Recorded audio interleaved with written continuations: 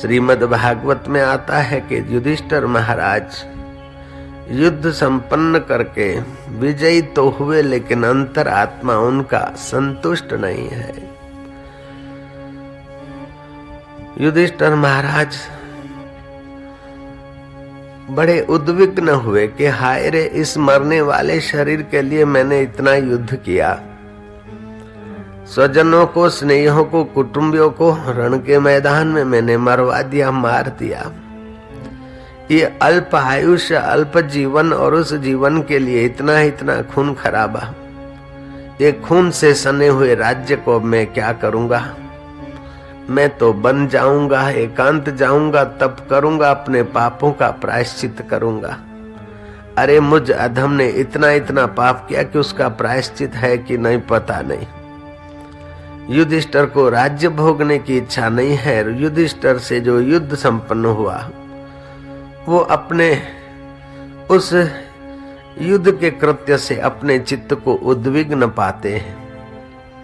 श्री कृष्ण ने कहा कि युधिष्ठिर पहले तुम राज्य कर लो, बाद में प्रायश्चित कर लेना, बाद में तप करना। अर्जुन, भीम और भाइयों के चित्त पर भी कुछ कलयुग का प्रभाव कहो, अपनी सज्जनता का प्रभाव कहो कि हमसे ये कर्म हुए हैं, हम अपना चित्त शुद्ध करेंगे, तप करेंगे, बाद में राज्य करेंगे। कृष्ण ने कहा बाद में तुम राज्य नहीं कर सकोगे, कलयुग का प्रवेश होगा, तुम्हारे जैसे सज्जन आदमी राज्य नहीं कर सकते। श्री कृष्ण ने भिन्न भिन्न युक्तियों से समझाया, लेकिन पांडवों का चित्त इतना तो युद्ध के खून खराबी से विक्षिप्त हो गया कि पांडवों को ये बात समझ में नहीं आ रही थी।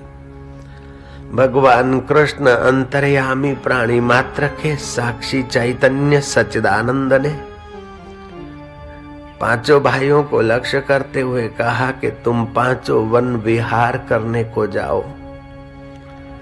पांचों भाई जंगल में अलग अलग दिशा को चले जाओ, दिन भर विचरण करो। तुम्हें जो जंगल में आश्चर्य दिखे उसका अर्थ मेरे से आकर पूछना,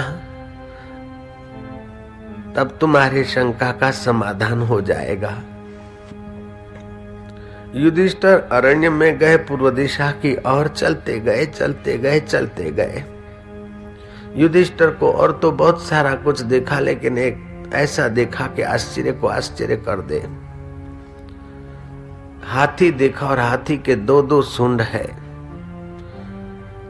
भीम को दूसरा आश्चर्य देखा, एक पक्षी है, उसके पंखों पर शास्त्र की बातें लिखी, लेकिन मुर्दे का मांस नोच रहा है।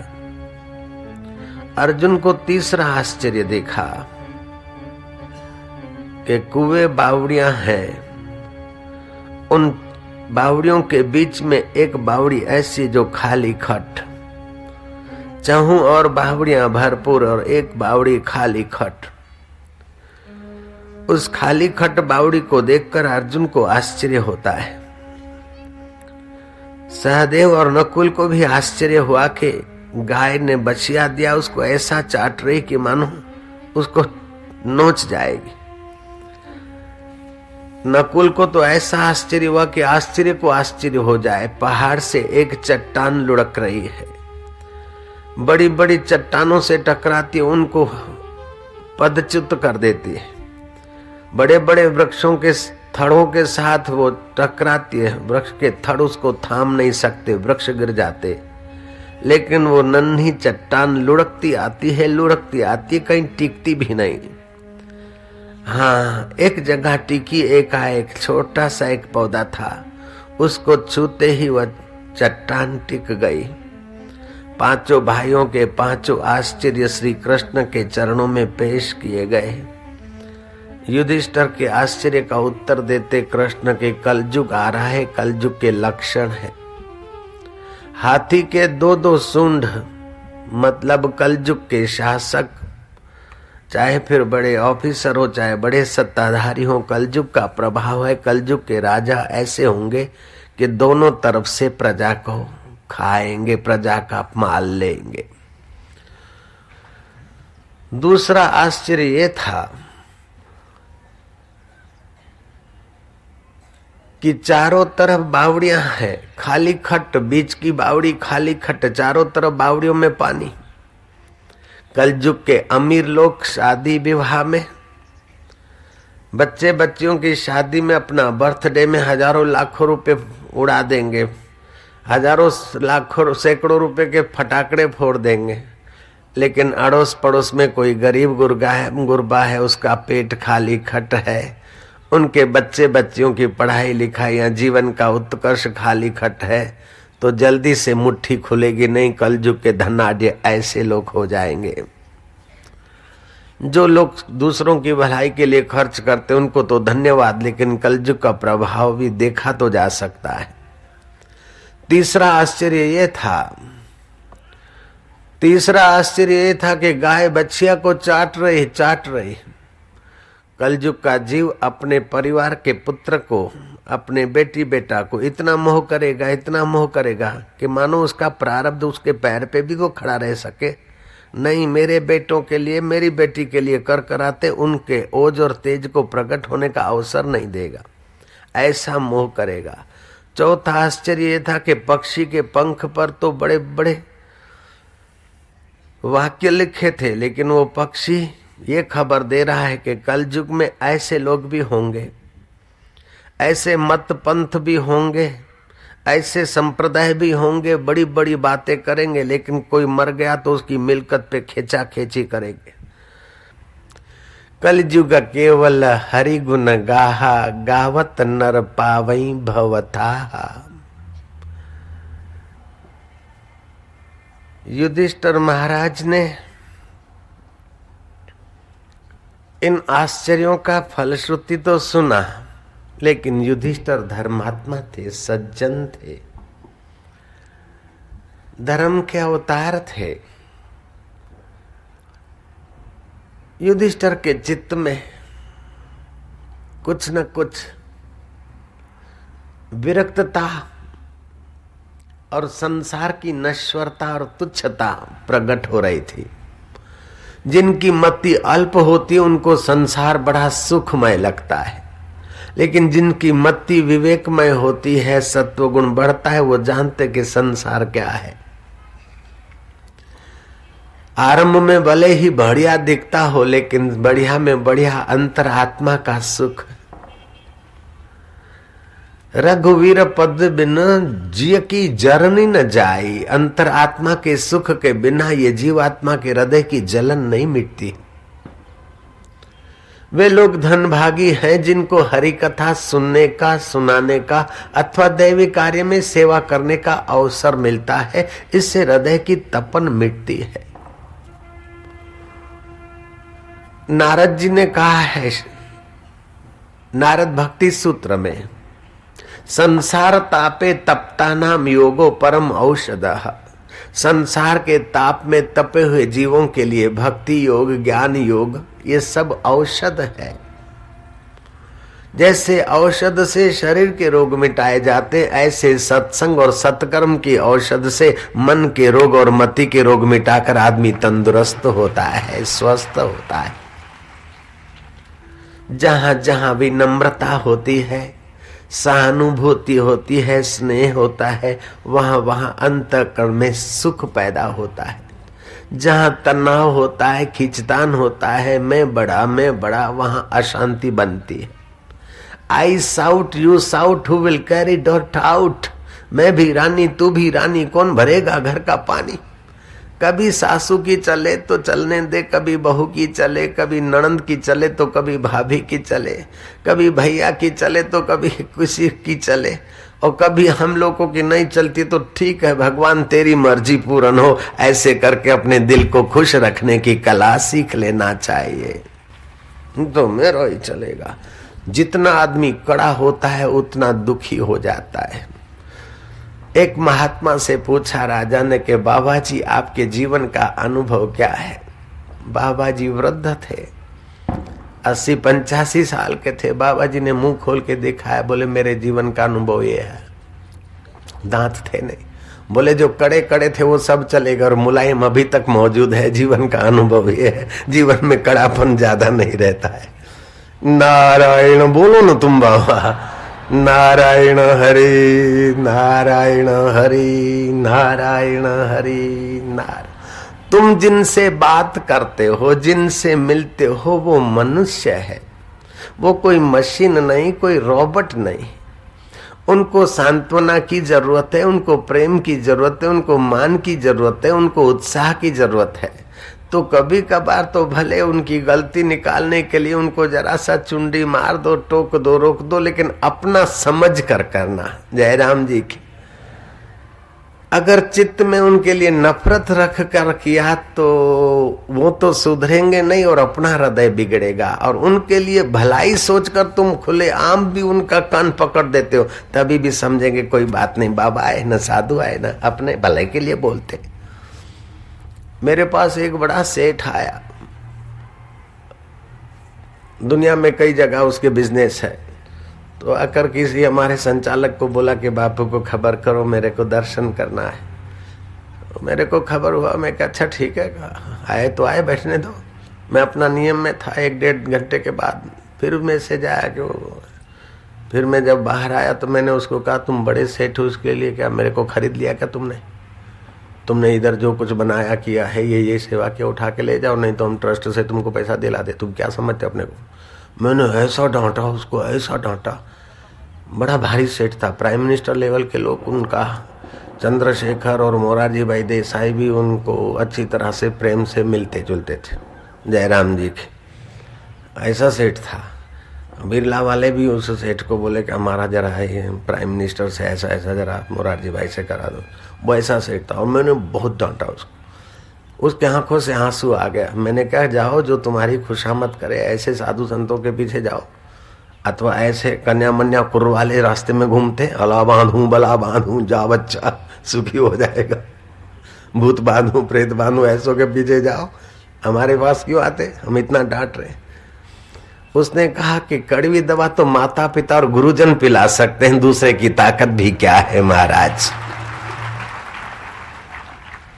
कड़वी दवा शब्द मैंने मिला है, उन्होंने ओसामण कहा। ओसामण का मतलब कड़वी दवा होती है।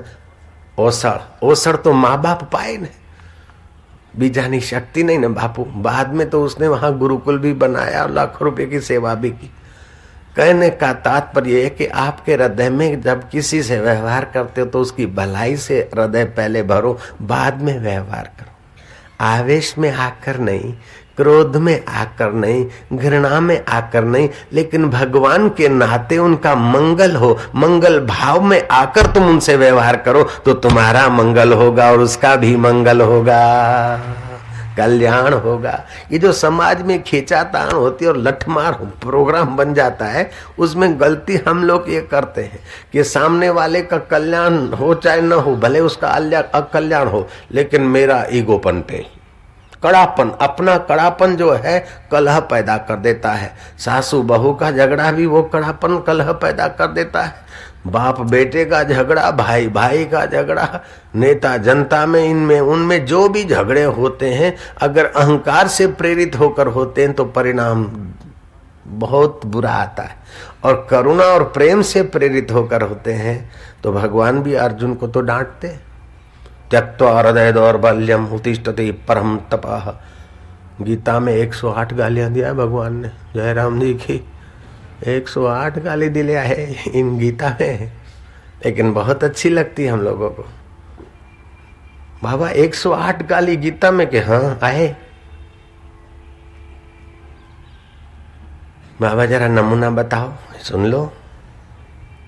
विमूढ़ा, वीआईपी कोटा के मूर्ख, गाली है कि नहीं है। विमूढ़ा नानु पश्यन्ति ज्ञान चक्षुषा, नरा अधमा, मनुष्य में अधम, आसुरम भावम आश्रिता। इस प्रकार की करुणा से, कृपा से प्रेरित होकर भगवान ने कहा, ताकि उस भाव से हम बचकर ऊंचे उठे। तो हित की भावना से सनातन धर्म की प्रवृत्ति है।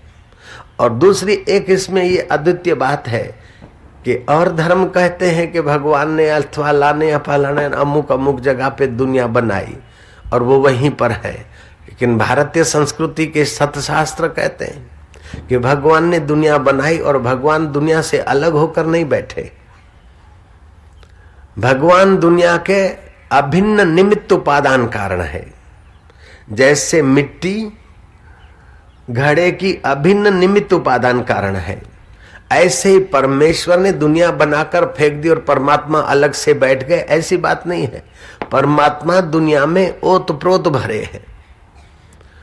भूमि रापो अनलो वायु खम मनो बुद्धि रे वचः अहंकार इत्येवं में भिन्ना प्रकृति अष्टधा। इस प्रकृति में भगवान तो है, लेकिन प्रकृति में परिवर्तन होता है। उस परिवर्तनशील प्रकृति को सत्ता स्फूर्ति चेतना तो देता है, लेकिन वो बदल जाता है, मिट जाता है शरीर और ये प्रकृति की चीजें। फिर भी जो नहीं मिटता है वो परमात्मा हमारा आत्मा बनकर बैठा है। वो अभी भी है, पहले भी था, बाद में भी रहेगा। उसी को बोलते सच्चिदानंद।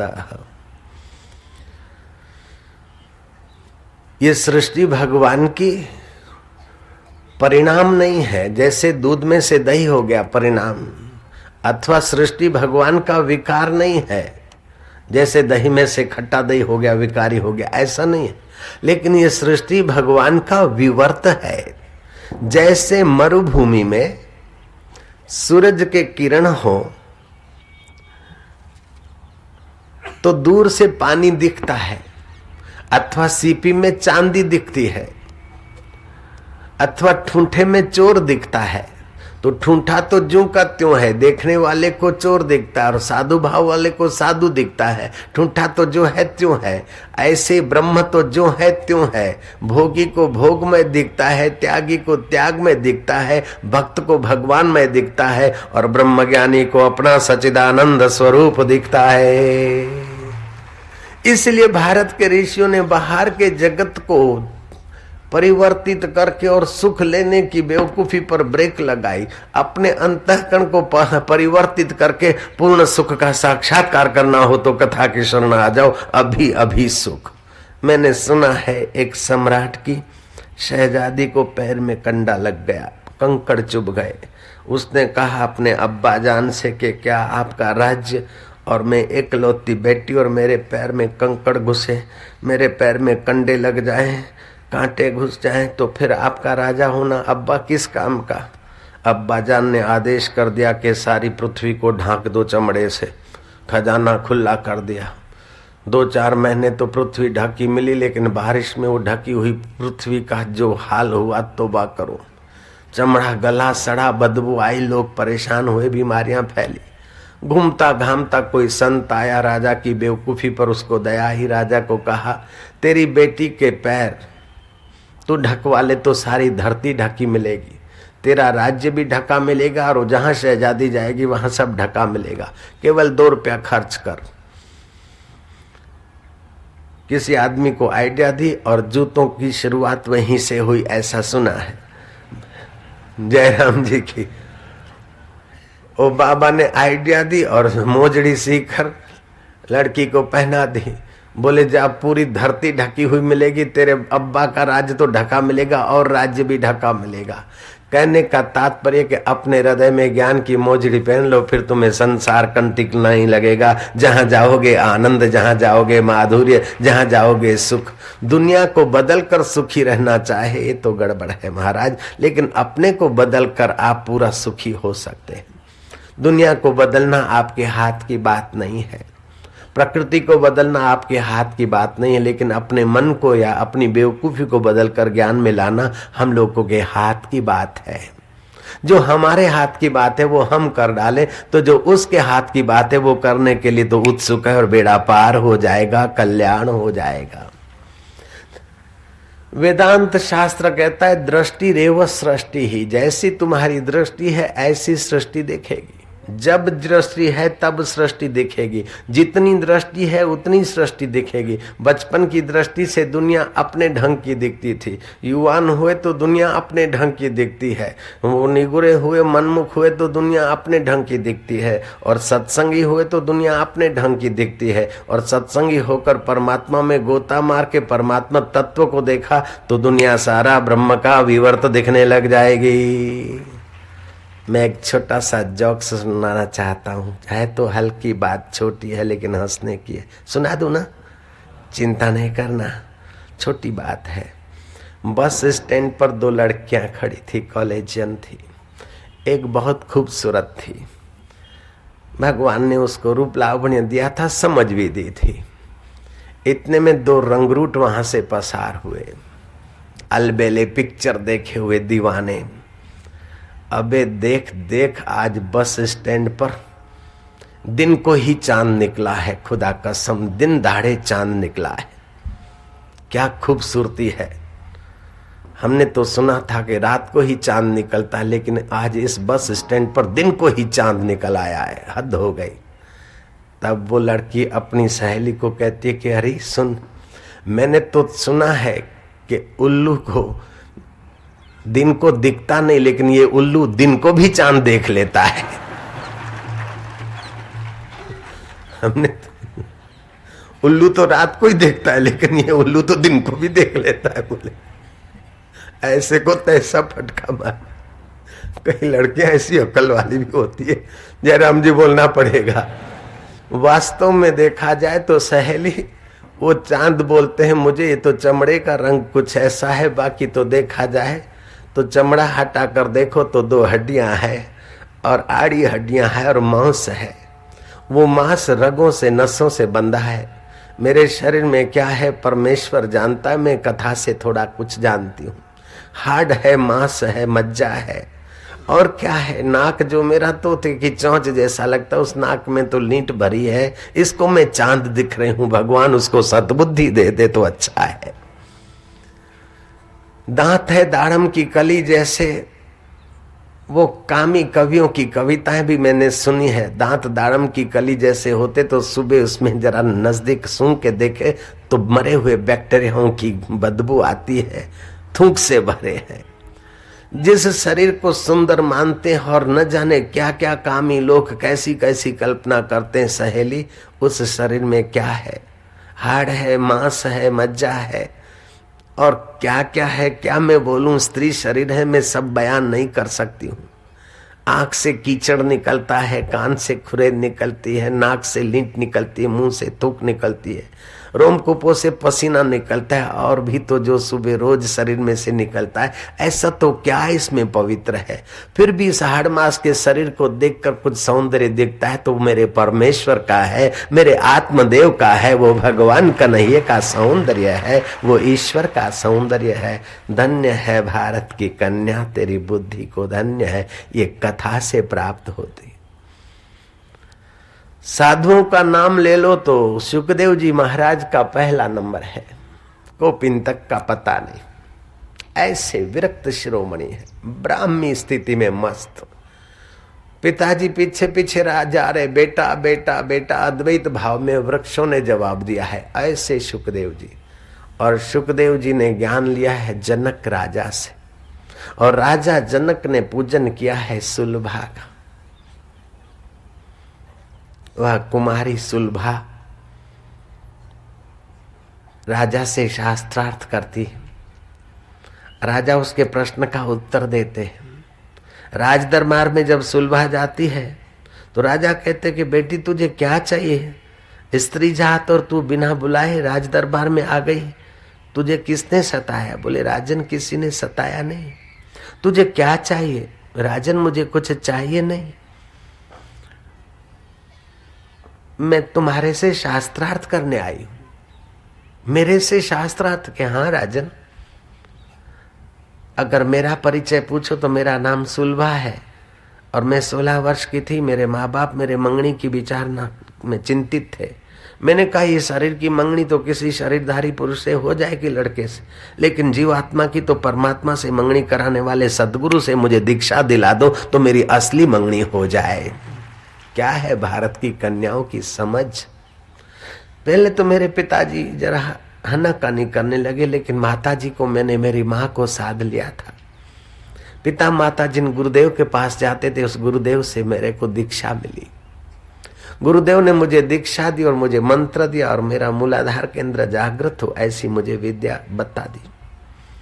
थोड़े ही दिन में मुझे प्रकाश दिखने लगा और मेरी स्मृति शक्ति बढ़ी। मेरा शौर्य केंद्र विकसित हुआ, जो पढ़ूं फटाक से याद रह जाए। राजन, फिर धीरे धीरे मेरे जीवन में सत्य संकल्प सामर्थ्य आया। मूलाधार और स्वाधिष्ठान केंद्र रूपांतरित होने से छुपी हुई आत्मिक शक्तियों का विकास हुआ। पटुता, सरलता, सहजता और प्रसन्नता मेरे स्वभाव में उभरने लगी। कभी कभार किसी के मन की बात भी मैं जान जाती। गुरुजी ने कहा, अपने मन का अनुसंधान करने से दूसरे के मन की बात का पता चलता है, लेकिन बेटा इसमें तुम रुकना मत। 6 महीना मैंने योग साधना की और मेरी नाड़ियां शुद्ध हो गई, मेरा अंतःकरण पवित्र हुआ। गुरु ने मुझे तत्व ज्ञान का उपदेश दिया, हरि कथा का, हरि के स्वरूप का मुझे उपदेश दिया और मैं बार बार उसका मनन करती थी। 2 साल के अंदर मेरे को परब्रह्म परमात्मा का साक्षात्कार हो गया। अब मुझे अपना प्रभु या अपनी मुक्ति मरने के बाद या दूर नहीं दिखती है, मुझे सद्यो मुक्ति का अनुभव हो गया। भागवत में क्रम मुक्ति का भी वर्णन आता है। क्रम मुक्ति चाहिए तो भी भागवत कथा, और सद्यो मुक्ति चाहिए तो भी भागवत का ज्ञान पूर्ण है। मुझे सद्यो मुक्ति का अनुभव हुआ। राजन, मुझे शंका ये हुई कि मैंने तो एकांत में हर रोज 2-2 घंटे अभ्यास किया और मैं संसार के दलदल में नहीं उतरी। राजन, मेरे को तो 2 साल लगे तभी मुझे परमात्मा पद की अनुभूति हुई, और आपको घोड़े के रकाब में पैर डालते डालते भगवान का अनुभव कैसे हो गया, ये मेरा प्रश्न है। अगर आपको भगवान का अनुभव हो गया तो भगवान के सुख के आगे तुम्हारे राज्य का झंझट का सुख में फिर आप क्यों पड़े? ये ललनाएं चंवर डुलाती है और आप छत्र चंवर का अवलंबन लेते। राजाधिराज अन्नदाता महाराज घणी खम्मा, गौ ब्राह्मण प्रतिपाल, जनक राजा महाराज आ रहे हैं। सब इस आडंबर की आपको क्या जरूरत? आपने जब जीवन मुक्त रस पाया है तो फिर ये विषय विकार और लोगों की वाहवाही का आपको क्या जरूरत? राजन, ये बात मैं पूछने आई हूं आपसे, और भी कुछ प्रश्न है। राजा जनक कहते हैं कि देख सुलभा, अगले जन्म में हम गुरु के आश्रम में रहते थे, गुरु के यहाँ पढ़ते भी थे और आत्मविद्या भी विचारते थे। मेरा गुरु भाई था, उसकी योग में रुचि थी और मेरी ज्ञान में रुचि थी। योग करणों सापेक्ष है। मन, बुद्धि, चित्त, अहंकार और 5 ज्ञान इंद्रिय, इनका अवलंबन लेकर योग होता है, और सांख्य इन सबको मिथ्या समझ के स्वरूप में बिठा देता है।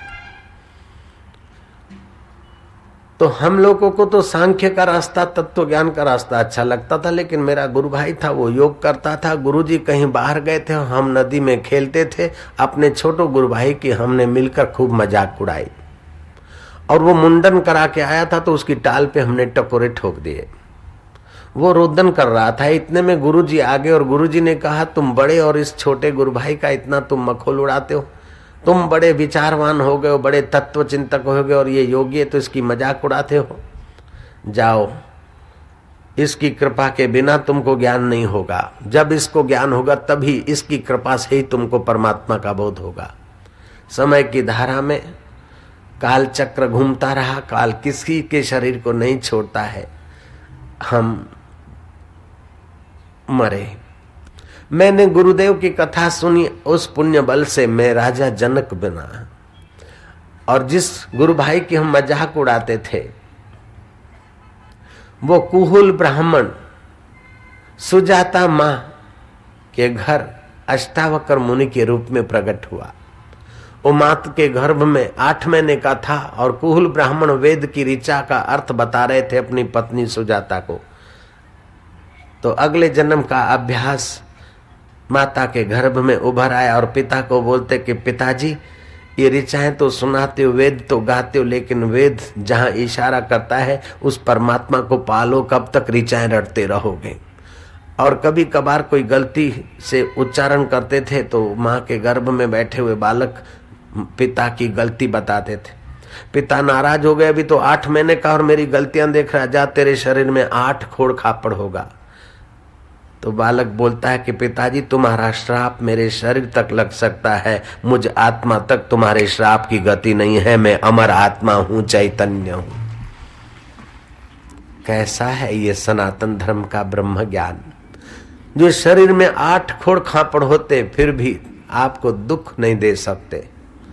वही अष्टावक्र 12 वर्ष के हुए और वे शास्त्रार्थ करने के निमित्त आए थे, और मैं उनका ओज तेज देखकर मैं उनकी कृपा का पात्र हुआ और उन्होंने उपदेश मात्र से मुझे जगा दिया। जैसे लाइट की फिटिंग हो गई है, फिर स्विच ऑन करो तो सब इंस्ट्रूमेंट चलने लगते हैं, ऐसे अगले जन्म के संस्कार थे और गुरु कृपा का स्विच ऑन हुआ तो मेरे को परमात्मा का साक्षात्कार हो गया। तुम्हारे पहले प्रश्न का उत्तर है। दूसरा प्रश्न है कि अगर परमात्मा का अनुभव हो गया, सुख रूप, ज्ञान स्वरूप, आनंद स्वरूप, तो फिर ये चंवर और छत्र और राज्य के सुख की क्या जरूरत है? तो सुलभा सुनो, परमात्मा का बोध हो गया, अब इस राज्य पाठ तो कुल परंपरा से मिला है और गुरुजी ने कहा है कि अच्छे आदमी अगर ये राज्य सत्ता चलाएंगे तो लोगों में अच्छे संस्कारों का संचार होगा। श्रेष्ठ पुरुषों के पास धन होता है तो बहुजन हिताय बहुजन सुखाय उसका उपयोग होता है, और दुष्ट के पास होता है तो दूसरों के सताने में काम आता है।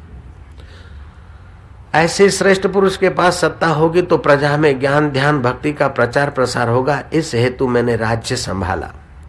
अब इस चंवर से या छत्र से मुझे सुख नहीं मिलता, लेकिन ये यूनिफॉर्म है राज्य की, जयराम जी की। अनासक्त भाव से मैं इसका उपयोग करता हूं, उपभोग नहीं करता हूं।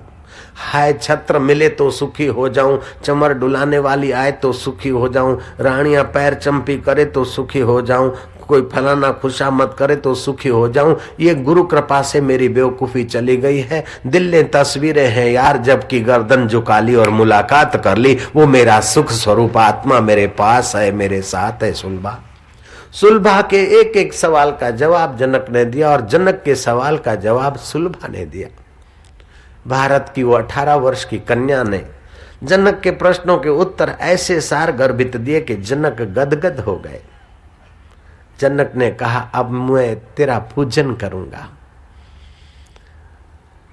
सुलभा को ऊंचे आसन पर बिठाया है और नरश्रेष्ठ विशाल राज्य के धनी, विशाल मति के धनी, विशाल तप और विशाल पुण्य के, विशाल विनम्रता और सज्जनता के धनी सुलभा का पूजन करते हैं। ये हमारी भारतीय संस्कृति है कि आप पहले अपनी भीतर की दृष्टि बदल दो तो आपके लिए सृष्टि सुखमय हो जाएगी, आनंदमय हो जाएगी, माधुर्यमय हो जाएगी। आज स्त्रियों को, लड़कियों को नारी स्वतंत्र के नाम से क्लबों में भेज दिया जाए, बॉयकट कर दिया जाए, पफ पाउडर लाली लिपस्टिक लगा दिया जाए, पुरुष के साथ दारू पिए, सिगरेट पिए, बोले स्त्री स्वातंत्र है। स्त्री स्वातंत्र नहीं, स्त्री के साथ ठगाई है। स्त्री का स्वातंत्र सच्चा तो है कि स्व के तंत्र, आत्मा के तंत्र होकर परमात्मा का अनुभव करे, ये स्त्री स्वातंत्र है। बजाओ तो होलसेल में, रिटेल धंधा में नहीं करना। नारायण हरि नारायण, बोला न हो नारायण हरि नारायण हरि नारायण। युधिष्ठिर महाराज का चित्त भोग में आसक्त नहीं हो रहा है। युधिष्ठिर महाराज समझते कि राज्य आखिर कब तक, ये भोग कब तक। आंख को कितना भी दिखाएंगे लेकिन इसको तृप्ति नहीं होगी। कान को कितना भी नाच गान सुना ले, कब तक। इन नाक के नथुनों को कितना भी परफ्यूम या सुगंधित पुष्प सुंगाए, तब भी कब तक। और इस शरीर को, त्वचा को स्पर्श सुख दिलाए तो आखिर कब तक। ये भोग तो महा आपदा है, मुझे तो भगवत प्राप्ति करनी है। सुखदेव जी महाराज परीक्षित को कहेंगे, जो भागवत का अमृत, वही भागवत का अमृत पीने के अधिकारी युधिष्ठिर महाराज श्री कृष्ण के पास गए। श्री कृष्ण ने देखा कि मेरे उपदेश की इतनी असर नहीं हुई। चलो युधिष्ठिर, इस समय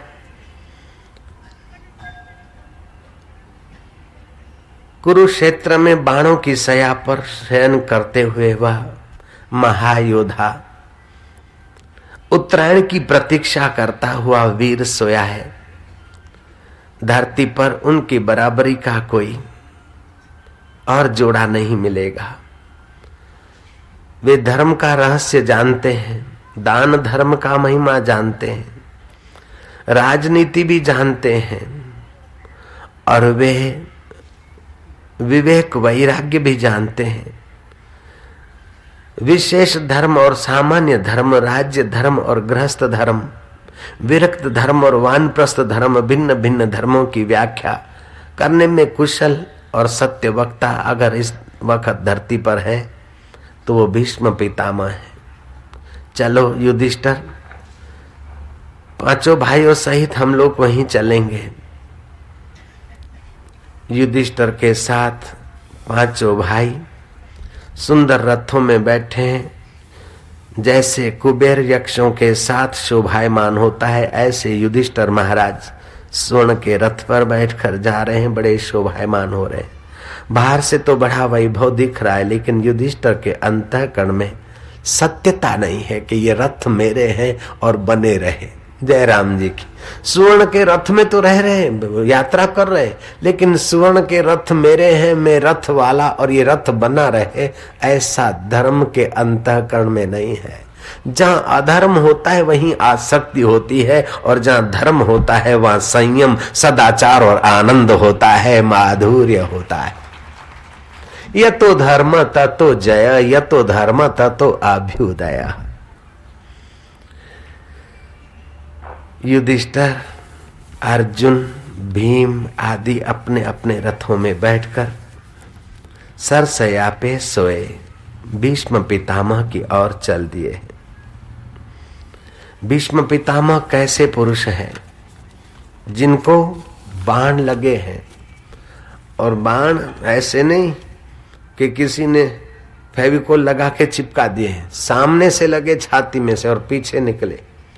और वो वीर योद्धा जब धरती पे गिरा है तो कहता है तकिया चाहिए, तकिया, मुझे तकिया दो, तकिया दो। कर्ण और दुर्योधन कोमल कोमल तकिए लाए, बोले नहीं ये तकिया नहीं चाहिए, अर्जुन को बुलाओ, बाणों का तकिया दो। अर्जुन ने फिर से 3 बाण मारे सिर पे और उनका तकिया करके शयन कर रहा है। कैसे योद्धे हो गए तुम्हारे भारत में, शरीर रहते हुए भी शरीर से पार।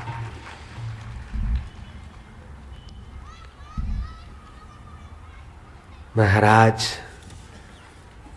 पांचों पांडव तो पहुंचे हैं और भीष्म के उत्तरायण काल नजीक देखकर वशिष्ठ आदि ऋषि, विश्वामित्र, धौम्य, शिष्यों सहित बड़े बड़े ऋषि मुनि, यक्ष, गंधर्व, किन्नर आदि भी उस वीर पुरुष के निकट आए। भीष्म ने यथा योग्य सबका मन ही मन सत्कार किया, आंखों से आवकार किया। श्री कृष्ण को भीष्म ने प्रश्न किया कि केशव, मैं जानता हूं कि कर्म का फल जीव को भोगना पड़ता है, लेकिन मैंने ध्यान करके देखा पिछले 72 जन्मों में मैंने ऐसा कोई क्रूर कर्म नहीं किया कि मुझे बाणों की सया पर शयन करना पड़े। कृष्ण कहते हैं कि पितामह, 72 जन्म से एक जन्म और पीछे चले जाते तो आपको अनुभव होता कि आज से ठीक 73वें जन्म में आपने आंकड़े के पत्ते पर विचरण करने वाला वो तीर पंख वाला, उसको पकड़ के बावल के शूल घोंसे थे। अब आपका आखिरी जन्म है, ये आपका प्रारब्ध पूरा हो रहा है। इतिहास माना क्या? इति माना यह, ह माना निश्चय, हास माना था। यह निश्चय था, इसका नाम इतिहास है। महाभारत इतिहास प्रधान धर्म की व्याख्या करता है और भागवत इतिहास गौण, लेकिन भागवती वृत्ति उत्पन्न हो उसकी प्रधानता लेकर चलता है। इतिहास कहने का मतलब भी वही रहता है कि बड़े बड़े लोग इतने इतने शूरवीर और इतने इतने यशस्वी भी आखिर मिट्टी में मिल गए। तो तू गर्व मत कर, जहां काल की दाल नहीं गलती है उस भगवान के स्वरूप का ज्ञान पाकर अपना कल्याण कर ले। इसी में इतिहास का सदुपयोग करना चाहिए।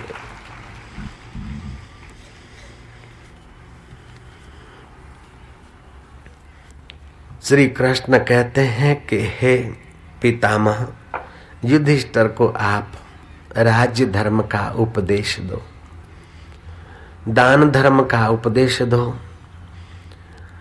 गृहस्थ धर्म का उपदेश दो, स्त्री धर्म का उपदेश दो, विरक्तता का उपदेश दो, संन्यास धर्म का उपदेश। भीष्म पितामह ने युधिष्ठिर के प्रश्न का उत्तर और युधिष्ठिर को उपदेश देना आरंभ किया। महाभारत में भीष्म पर्व और शांति पर्व उपदेशों से भरा हुआ है। युधिष्ठिर ने एक प्रश्न ऐसा पूछा जिसका उत्तर यहाँ हम लोगों के सुनने योग्य है। भीष्म पितामह ने उत्तर दिया है। युधिष्ठिर ने कहा कि दोष किस कारण उत्पन्न होते हैं और वे नाश कैसे होते हैं।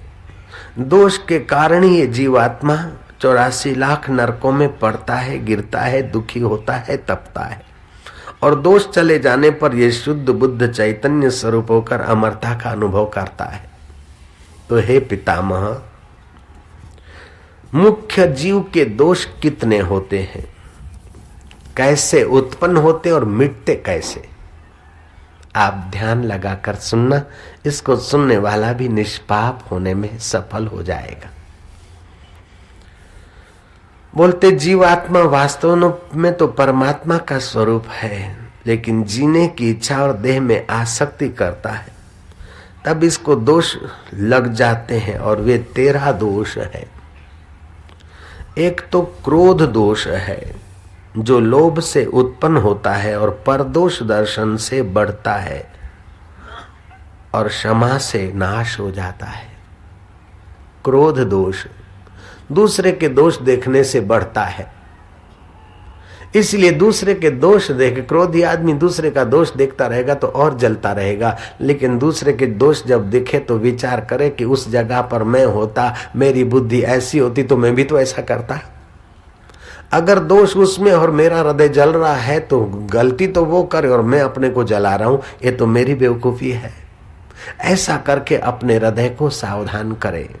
क्रोध दोष लोभ से उत्पन्न होता है, परदोष दर्शन से बढ़ता है और क्षमा के गुण से शांत होता है। दूसरा दोष है काम दोष। संकल्प से कामनाएं बढ़ती है, किसी का मकान, किसी का घर, किसी का बेटा बेटी बहू भाई वो देखकर उसी प्रकार की प्राप्ति से कामनाओं का दोष बढ़ता है। और कामनाएं पूरी होती है तो और इच्छाएं होती है, और नहीं पूरी होती है तो अशांति होती है। लेकिन इस कामना के दोष को मिटाने के लिए चित्त में विरक्तता लानी चाहिए कि आखिर ये उपभोग कब तक, इसके पास इतना सारा है फिर भी इसको कमी खटकती, तो जहां कमी नहीं है मैं उस परमात्मा के तरफ अपने मन को मोड़ूं। ऐसा चित्त को विरक्त बनाने से कामना का दोष निवृत्त होता है। हे युधिष्ठिर, तीसरा दोष इस जीव को सताता है, परासुता। परासुता माना दूसरों को मारने की इच्छा, दूसरों को दबोचने की इच्छा। ये परासुत दोष क्रोध से, लोभ से, क्रोध और लोभ के अभ्यास से बढ़ता है, उत्पन्न होता है और बढ़ता है। दया और वैराग्य से इसकी निवृत्ति की जाती है। दया धर्म का मूल है, और विवेक करके वैराग्य लाए तो ये दूसरों को मारने, दबोचने, काटने का दोष शांत होता है। हे युधिष्ठिर, चौथा दोष होता है मोह दोष। मोह सकल व्याधिन कर मूला, मोह सब व्याधियों का मूल है। इससे भव का शूल उत्पन्न होता है, रामायण में भी लिखा है।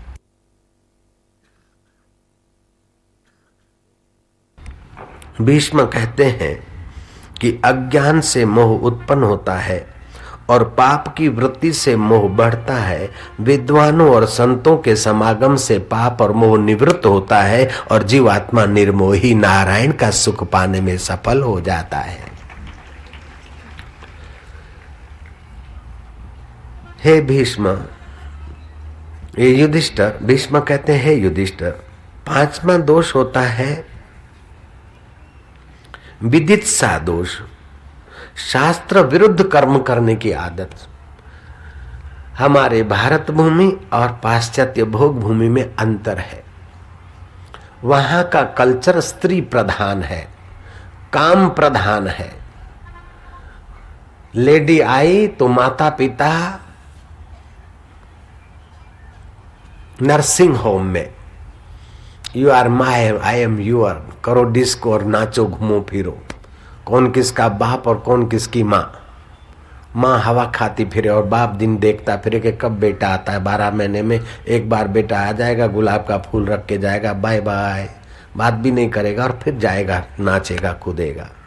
वहां शादी होती है भोग की प्रधानता से और यहाँ शादी होती है धर्म की प्रधानता से, शाद आबाद रहने की प्रधानता से।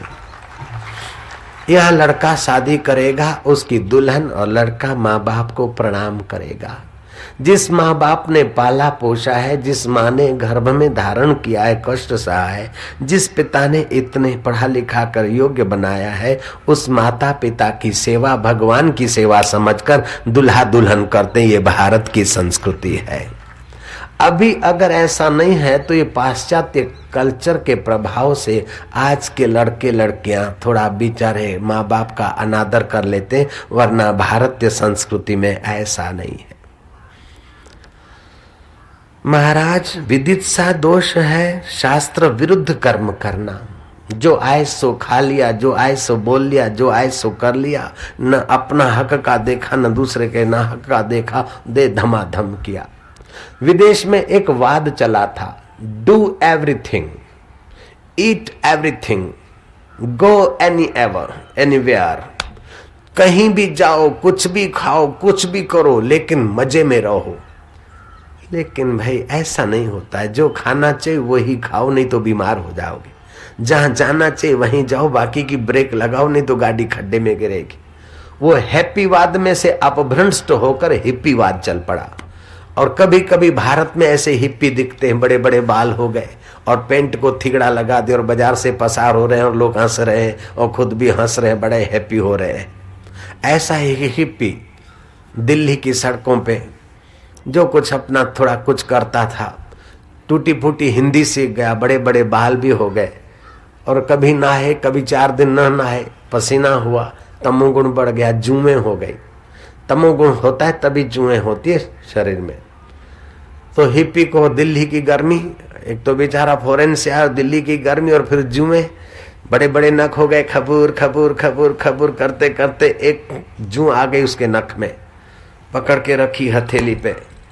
इतने में तो रिकॉर्डिंग चल रहा था, शादी विवाह में चलते न फिल्म के गाने, प्यार किया जाए जा छोड़ दिया जाए। हिप्पी बोलता है यू से मार दिया जाए जा छोड़ दिया जाए। फिर गाना आगे बढ़ा, तेरे साथ क्या सलूक किया जाए। हिप्पी बोलता है यू से व्हाट आई सलूक विथ यू, मार दिया जाए जा छोड़ दिया जाए। तेरे साथ व्हाट सलूक किया जाए, यू से हरी अप। इतने में तो गाना आगे बढ़ा, ओ बेवफा मैंने तो तेरे जुल्फों से प्यार मांगा था, जुदाई तो नहीं मांगी थी, बेवफाई तो नहीं मांगी थी। हिप्पी बोलता I see you want love with my जुल्फ, सिट अगेन।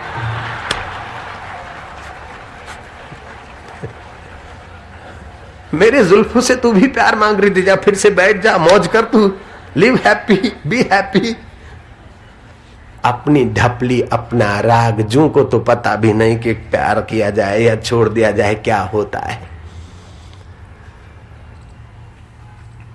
तो युधिष्ठिर महाराज को भीष्म कहते हैं कि विदित्सा दोष शास्त्र विरुद्ध कर्म करने से पैदा होता है।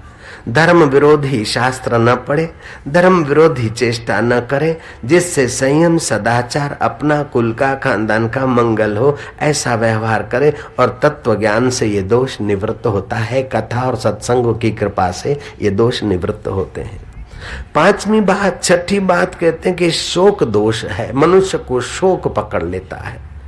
प्रेमी के वियोग से उत्पन्न होता है शोक, और ये प्रेमी का वियोग जो शोक पैदा करता है उसमें विवेक को जगाना चाहिए। विवेक जगेगा तो लगेगा कि शोक करने जैसा संसार में कोई निमित्त नहीं है।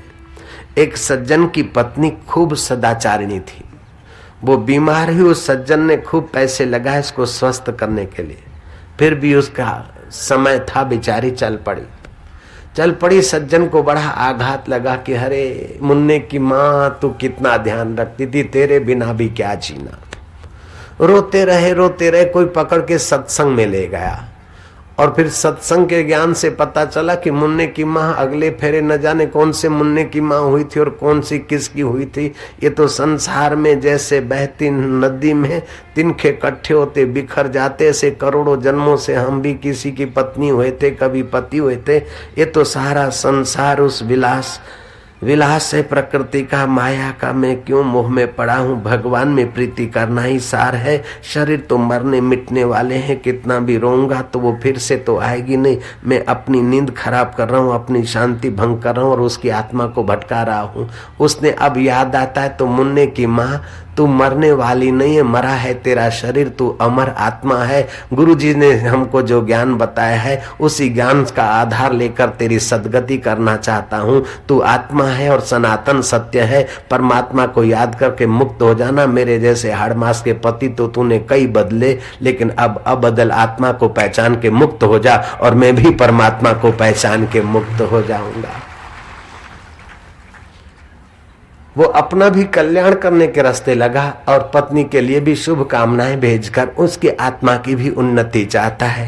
उस सज्जन ने कहा कि महाराज हमारा किस में भला है हमको पता नहीं। पत्नी चल बसी, समझते थे कि बहुत बुरा हुआ, लेकिन इस उम्र में अगर वो नहीं चली जाती तो हम पत्नी के सौंदर्य में सारी जिंदगी खो देते, और वो भी न जाने दूसरे जन्म में सूरी होती और हम सुअर होते और एक दूसरे को चिपकते रहते। ये अच्छा है कि भगवान ने उसको जल्दी बुला लिया और मेरे को कथा दिला दी और शोक चला गया और दोनों की सदगति का रास्ता मिल गया। भगवान जो करते अच्छे के लिए करते, भले के लिए करते। इस समय चाहे हमें पता न चले, लेकिन परमात्मा जो कुछ करते भलाई के लिए करते हैं। इस प्रकार का विवेक जगने से शोक निवृत्त होता है। सातवां दोष ये है मात्सर्य दोष।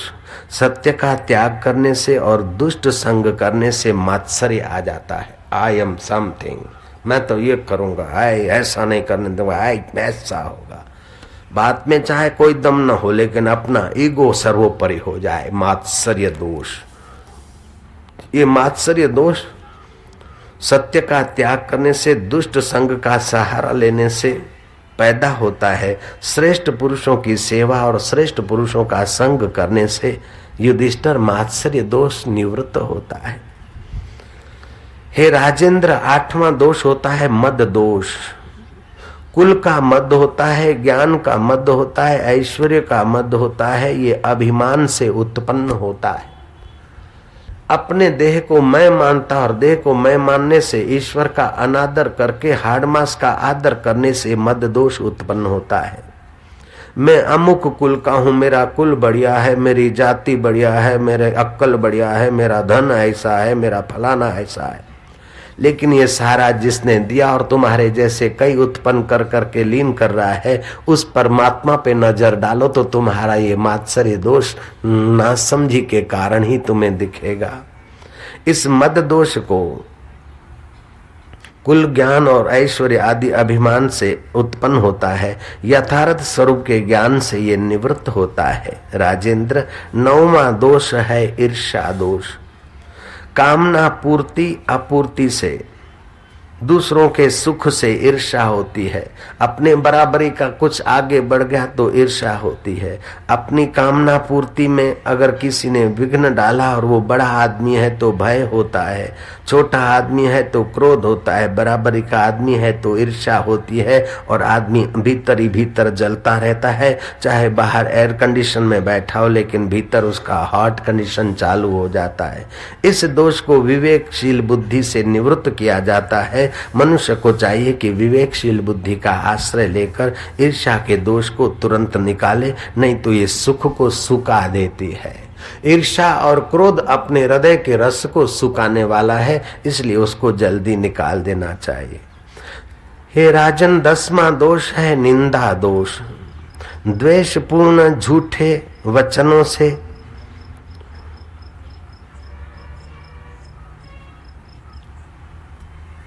ये निंदा दोष पैदा होता है।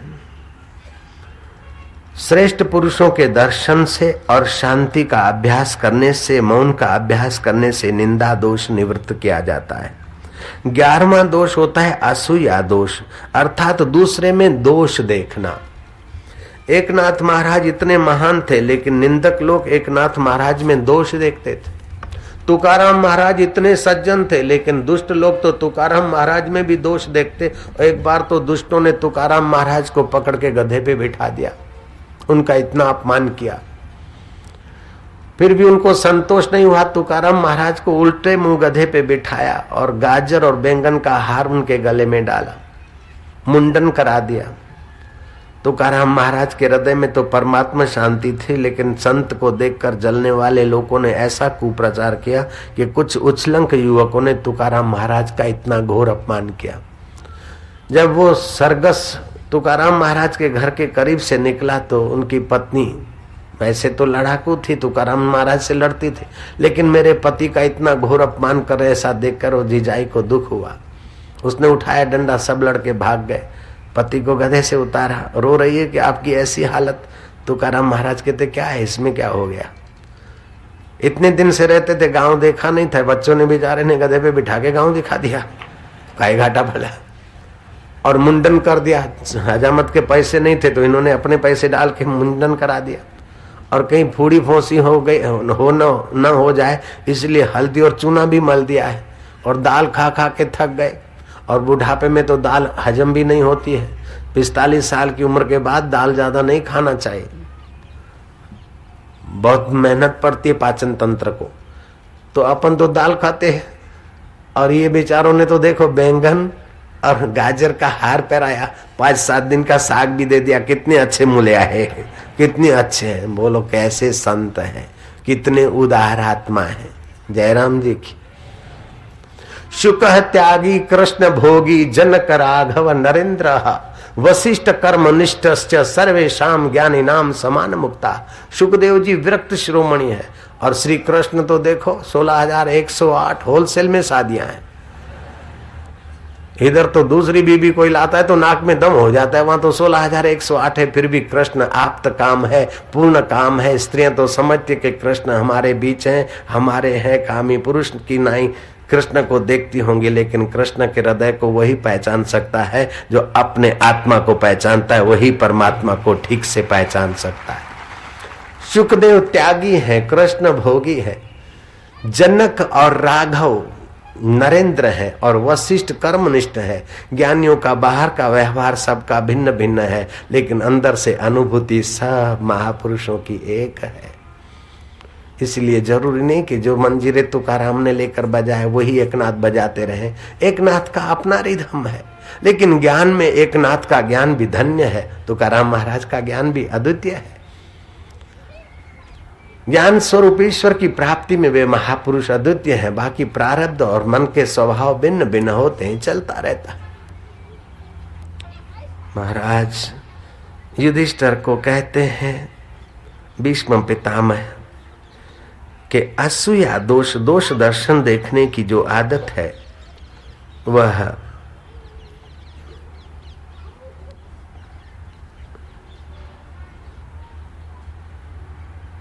निवृत्त करने के लिए अपने चित्त में दया और जागृति लाना चाहिए। कि दोष देखकर मैं अपने दिल को दोषी न बनाऊं।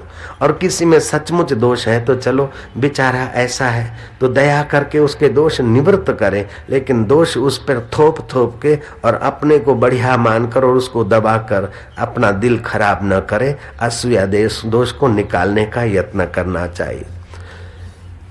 राजेंद्र, 12वां दोष है मनुष्य के साथ जुड़ा कंजूसी का दोष।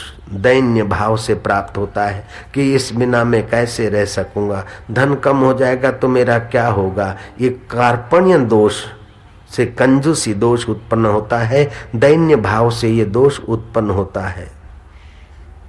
कृपणों को, कंजूसों को देखने से कार्पण्य दोष उत्पन्न होता है। धर्मनिष्ठों को और उदार आत्माओं को देखने से कार्पण्य दोष निवृत्त हो जाता है। और 13वां दोष है लोभ दोष। भोग देखने से और भोग उत्पन्न करने से, भोगों की क्षणभंगुरता देखने से भोग दोष निवृत्त होता है और भगवत प्राप्ति के रास्ते के विघ्न दूर हो जाते हैं। शांति को धारण करने से, भगवान नाम जप करने से, भगवत कथा सुनने से ये सारे दोष धीरे धीरे क्षीण हो जाते हैं। तुलसी इस संसार में दुख सुख सबको होए, ज्ञानी काटे ज्ञान से अज्ञानी काटे रोए। अपने जीवन में दुख सुख तो आएंगे, लेकिन आप ज्ञान की दृष्टि से देखिए कि ये दुख कब तक रहेंगे।